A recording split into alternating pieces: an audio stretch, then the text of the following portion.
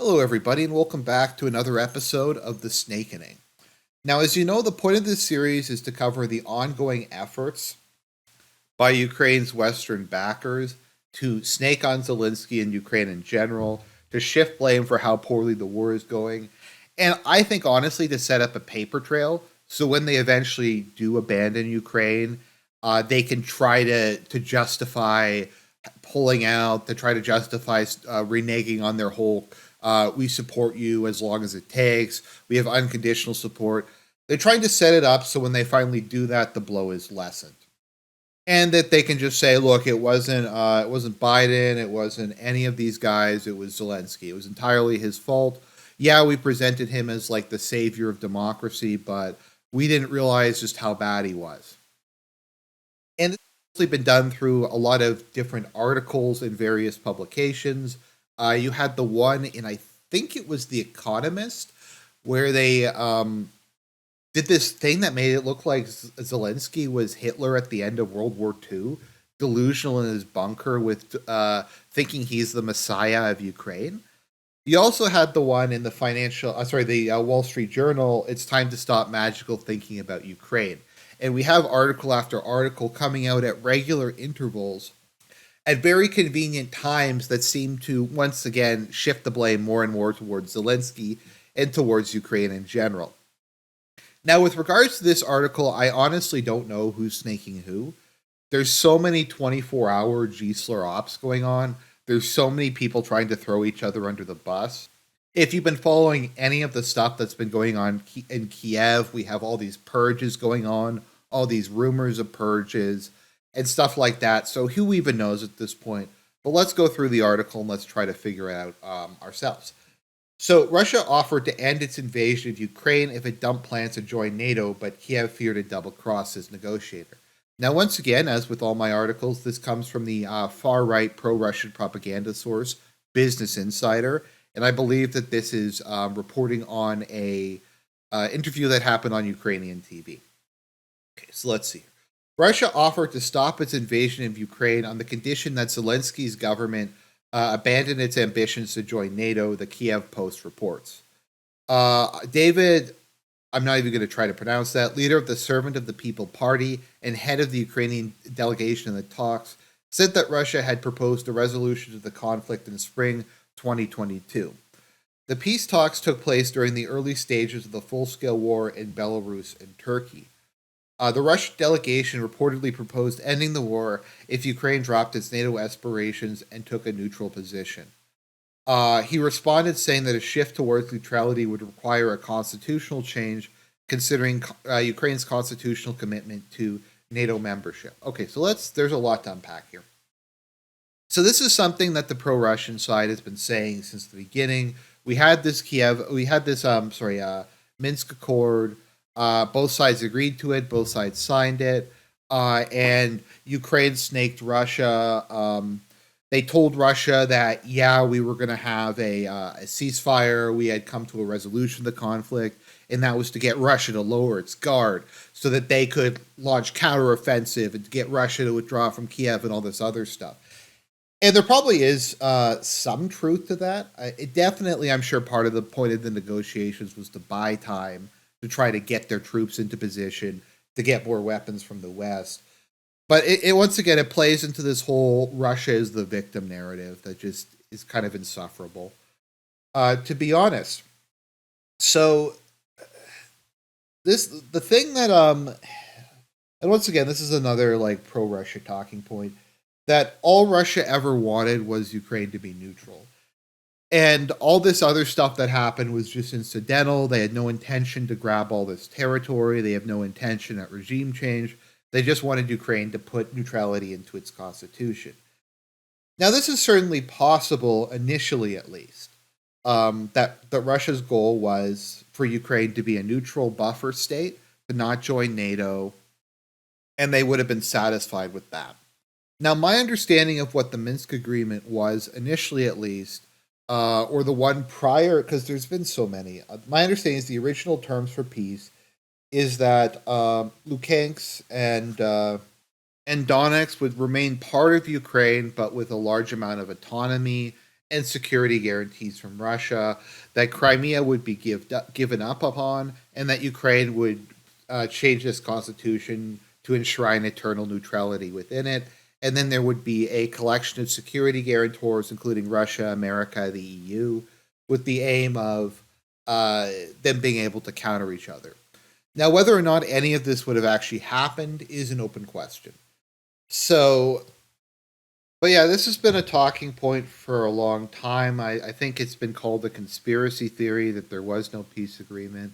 But let's continue on. Now, the thing that I find kind of funny about this is would require a constitutional amendment. Like, I hate it whenever this is used as a explanation for anybody other than America. Most countries change their constitutions completely every couple of years. It would be like France going, our sacred Fifth Republic. We never go through fundamental changes in government. We never have new constitutions. We never change the structure. It's like, dude, you've had, what is it, three kingdoms, depending on how you want to count Napoleon's 100 days, two empires, and five republics. And you see this with sometimes with like African countries that rewrite their constitution every couple of years. Like we're supposed to believe that Ukraine cannot change its constitution. It's sacred, eternal constitution that it's had since 1990, unless they've like rewritten it since then, which they probably have. So unless you're the United States, your constitution's like 250 years old or however long it is. My math is probably wrong on that one. Then yeah, just don't complain about it. Okay, Ukrainian told Ukrainian journalist Natalia that Russia saw Ukraine's neutrality as a key condition for a peaceful peace agreement. They really hoped almost to the last that they would put the squeeze on us to sign such an agreement so that we would take neutrality. So it's interesting that this is coming from one of Zelensky's presumably backers, because this almost sounds like a talking point from the pro-Russia side that the focus was on Ukrainian neutrality and not using that as an excuse to grab land.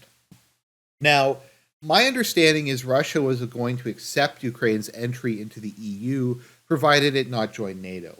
Now, this is something I just find very confusing. The difference between the EU and NATO. I feel like NATO is de facto the European Union's armed forces at this point, because most of the strongest countries are part of NATO. Although you have some countries like Norway that are part of NATO but not part of the EU, Turkey as well. No, Turkey's not part of the EU. And you have countries that are part of the EU but not part of NATO, such as Austria. But it's like an 80% overlap. I just find it very weird. I kind of feel like I don't think it's really realistic to expect Ukraine to join the EU and to not have it militarily integrated with Europe. So what they posit here is the point of the invasion was to try to force Ukraine to change its constitution to be neutral. So let's see here. Ukraine leaders said there was a lack of trust in Russia's sincerity. No shit. I mean, we can go over like Putin's an honorable man. Putin would never snake Ukraine. Putin would never refuse to sign. Would never go back on this. I don't buy that for a second. At the very least, I think Crimea, Luhansk, and Donetsk would have eventually become part of the Russian Federation. I mean, Crimea already was, but let's be real here. Now, Ukraine probably should have signed this anyways because it was facing this kind of surprise attack from Russia, and it was very poorly out of position. So it might have been a good idea to accept this, get Russia to withdraw, rebuild, reorganize its defenses, continue ramping up its military, get the West to start building up its military industrial complex, and just kind of play for time. Because Russia had the initiative at that part during the war. Signing an agreement without such assurances would leave Ukraine vulnerable to a potential second incursion, as it would have provided Russia with an opportunity to regroup and prepare for another round of military aggression.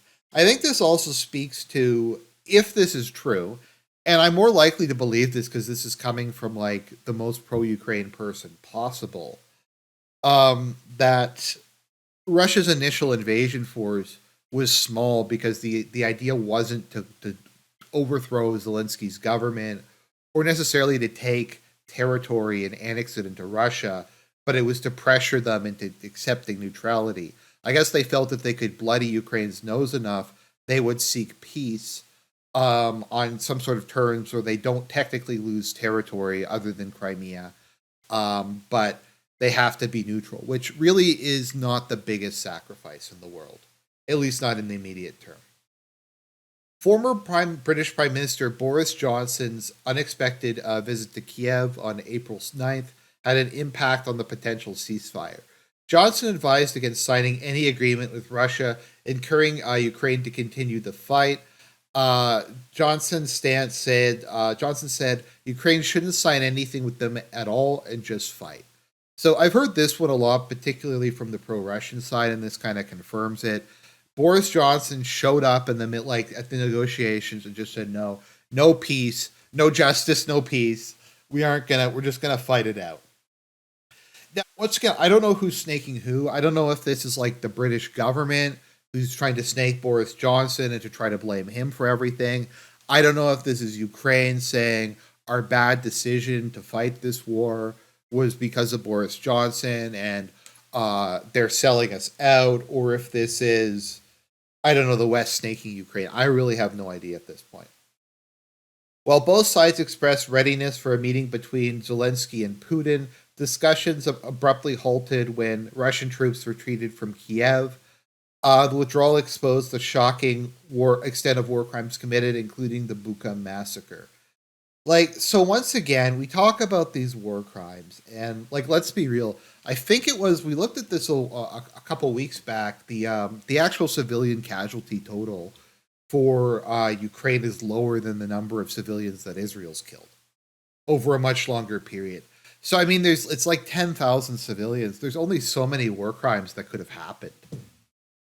Even if we assume that all the civilians were actually civilians and that they were all deliberately killed in war crimes, the number still isn't really that high, considering some things we've seen in modern warfare, like in Syria or in Sudan or in Nigeria or in places like that. It also the another narrative, particularly from the pro-Ukraine side, is that Russia left Kiev because they got beaten, and the initial goal was to conquer Kiev. Now, the pro-Russia side's narrative has always been that they encircled Kiev as a way to put pressure on Ukraine to go to the negotiation table, and there was no intention to ever take it. Now, I tend to believe that because I think they only brought, 40,000 troops to take a city of millions of people. I don't think it was ever going to work. Even if they had been able to take it, quote unquote, they never would have been able to occupy it and hold it properly. So I do think it's correct that that was a bargaining chip. There wasn't a serious attempt to take Kiev. It was to try to force the negotiations. 3 days after Boris Johnson's departure from Kiev, Putin publicly declared that talks with Ukraine had turned into a dead end. NATO expansion has been underway since the beginning of the war, with formerly neutral Finland joining the alliance in April. So, from my understanding, Russia doesn't really care that Sweden's joining NATO. I think I think a lot of people thought Sweden was in NATO anyways. Sweden was probably always going to join in with NATO if total war came with the Soviet Union. So they don't really care about that. Finland deciding to end its neutrality, I think pisses Russia off a bit. I don't think it's the end of the world, but it definitely irritates them. Business Insider reported in January that Putin's decision to invade Ukraine was a miscalculation, as the war backfired by uniting NATO support in support of Ukraine. Was it though? I mean, most of the NATO armies are basically demilitarized at this point. They haven't been able to ramp up military production anywhere near to what they were at. And so, the German army, the British army, they can't even really fight a conventional war at this point in time. While the bloc has been a crucial ally to Ukraine, there is a reluctance to initiate Ukraine membership while is at war. U.S. opposes extending NATO membership to Ukraine in the immediate future to avoid escalating West tensions with Russia. Now, I have heard that there was a proposal floated that Ukraine west of the Dnieper would be extended to NATO, but east of the Dnieper would not be part of NATO. So like if Russia went further west, then that would trigger Article 9, but if they didn't go further west, it would not trigger Article 9. I don't know. The whole thing is just kind of a mess at the moment. And honestly, like I said, I don't know who's snaking who at this point in time. If this is Ukraine snaking the West, if this is the West snaking Ukraine, um, if this is like this could even be Ukraine trying to set up negotiations with Russia and to tell the Ukrainian people, "Oh, we got gaslit by Britain. We always wanted to negotiate. This whole pointless war was Boris Johnson's fault. It was Joe Biden's fault. It wasn't us. We were good boys. We didn't do nothing." But who even knows at this point in time? So that is the next episode of the Snakening. We have lots to come as this conflict continues to deteriorate. God bless, and we'll talk to everybody again real soon.